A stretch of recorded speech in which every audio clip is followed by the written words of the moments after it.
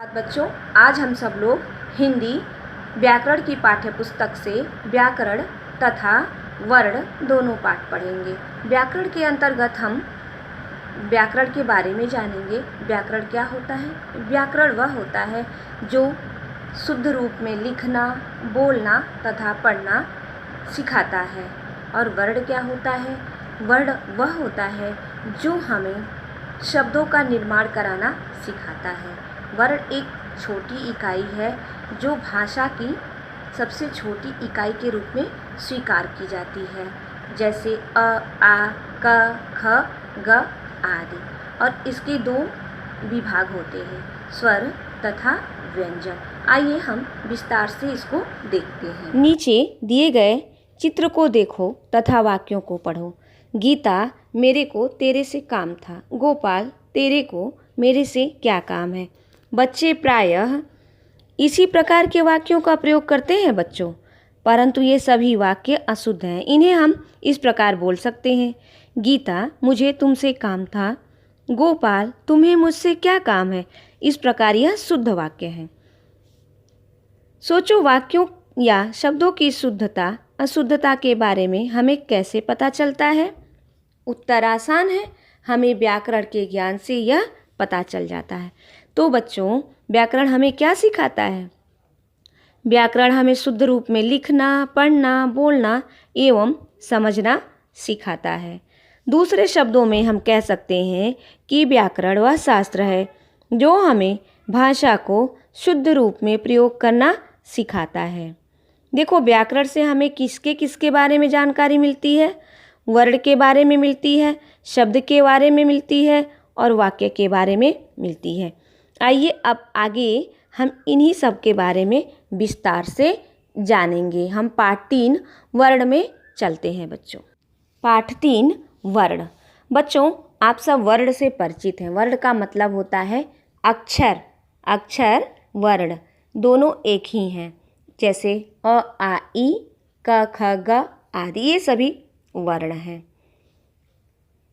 बच्चों, आप सब जानते ही हैं कि हमारा शरीर अनेक अंगों से मिलकर बना है। ये अंग हड्डी एवं मांस से बने हैं। ये हड्डी और मांस अनेक कोशिकाओं से मिलकर बने हैं।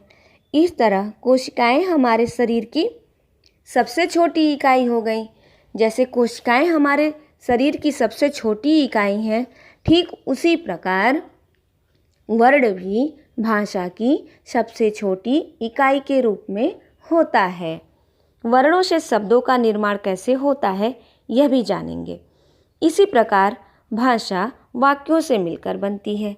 वाक्य में शब्दों का प्रयोग होता है और शब्द वर्णों के मेल से बनते हैं। अतः वर्ण भाषा की सबसे छोटी इकाई हो गई। आपने ऊपर के उदाहरण और नीचे के दोनों के उदाहरणों को देख लिया। जैसे हमारे शरीर के अंग हैं, वैसे ही हमारे भाषा भी है। जब बच्चा छोटा होता है और बोलना प्रारंभ करता है, तब वह अपने मुख से कुछ ध्वनियाँ निकालता है, कुछ बोलता है। आरंभ में इन ध्वनियों का कोई अर्थ नहीं होता, पर धीरे धीरे वह सार्थक ध्वनियाँ निकालने लगता है। सार्थक ध्वनियाँ यानी कि शब्दों को बोलना शुरू कर देता है, जैसे कि माँ, पिताजी, बाबा, बुआ आदि।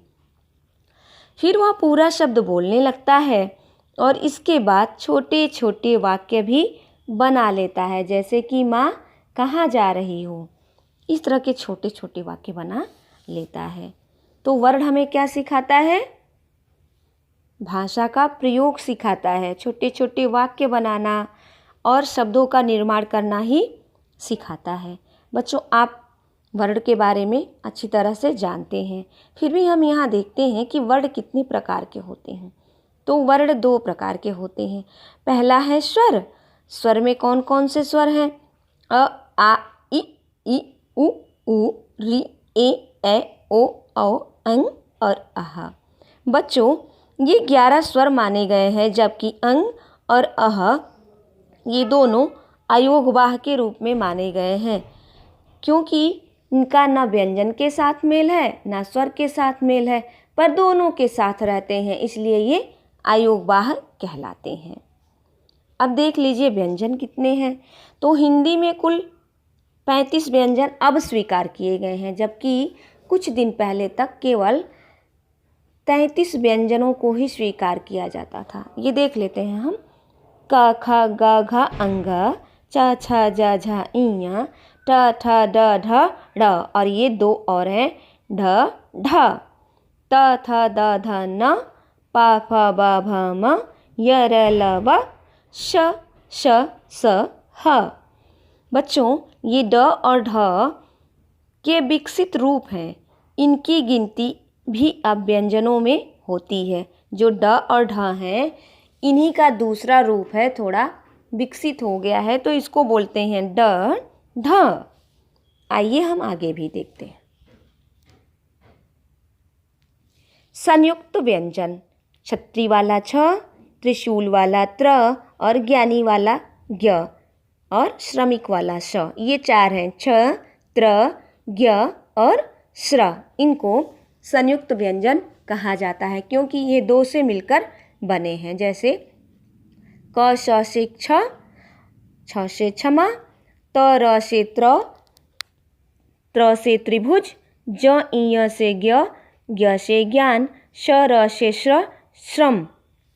बच्चों, अ को छोड़कर शेष सभी स्वरों की मात्रा होती है। इन्हें व्यंजन के साथ लगाया जाता है। यह सब आप लोग जानते हैं।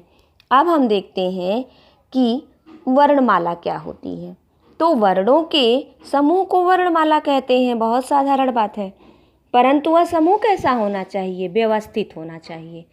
सभी वर्ण क्रम से आने चाहिए, जैसे क के बाद ख, ग, घ, अंग आदि। इस प्रकार वर्णों के व्यवस्थित क्रम को ही वर्णमाला कहा जाता है। जब व्यंजन को मात्रा के बिना लिखना हो तो उसके नीचे हलंत लगाया जाता है। हलंत का मतलब होता है वर्ण के नीचे एक छोटी सी पाई। जैसे क से अ को अलग करके लिखेंगे तो लिखेंगे क। और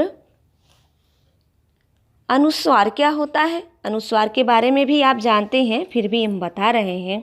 अनुस्वार जैसे अंग है, अंग को ही केवल बिंदी के रूप में स्वीकार किया जाता है, उसे अनुस्वार कहते हैं। इसके उच्चारण में हवा केवल नाक से निकलती है, जैसे कंस, अंग, लंगूर और कंधा। इसी तरह से अनुनासिक वर्ण भी हैं। अनुनासिक वर्ण इसके उच्चारण में हवा नाक और मुंह दोनों से निकलती है और इसका आकार चंद्र की तरह होता है, इसीलिए इसे चंद्र बिंदु भी कहा जाता है। जैसे आँख, मांग, चांद, महंगा आदि। विसर्ग क्या होता है बच्चों? वर्ण या शब्द हम जो लिखते हैं उसके बगल में दो बिंदी लगा दी जाती है, उसको हम विसर्ग कहते हैं और इसको हम उच्चारित करते हैं ह के जैसे। जैसे प्रात शब्द है, प्रात के बगल में हमने दो बिंदी लगाई तो बन गया प्रातः। इसी तरह अति के बगल में दो बिंदी लगाई तो बन गया अतः। इसी तरह स्वत के बगल में हमने दो बिंदी लगा दी तो बन गया स्वतः। तो ये विसर्ग कहलाता है। बच्चों, र में ऊ की मात्रा बीच में लगाई जाती है, जैसे रुको और रूठना। बच्चों, ये र के ना विभिन्न रूप भी होते हैं। जैसे र को प में लगाना हो तो प के बीच में लगाते हैं तो बन जाएगा प्रकार। जैसे ट में लगाना हो तो ट के नीचे दो रेखा खींचते हैं तो बन जाएगा ट्रक। और अगर किसी और शब्द में र को लगाना हो तो उसको ऊपर लगाते हैं, जैसे धर्म। अगर र बीच में आ रहा है तो ये ऐसे लगेगा, जैसे कि धर्म। बच्चों, आप आज वर्ण के अंतर्गत सभी मात्राओं के बारे में पूर्ण रूप से जानकारी प्राप्त कर चुके हैं। उम्मीद करती हूँ आपसे मात्रा लगाने में अब त्रुटियाँ नहीं होंगी। पाठ का पुस्तक का अभ्यास कार्य आप कर लीजिएगा तथा वर्णमाला को एक बार पुनः याद कर लीजिएगा। मुझे उम्मीद है कि आपको वर्णमाला पूर्णतया याद भी होगी और मात्रा रूप भी याद कर लीजिएगा। आज की कक्षा हम यहीं समाप्त करते हैं बच्चों। धन्यवाद बच्चों।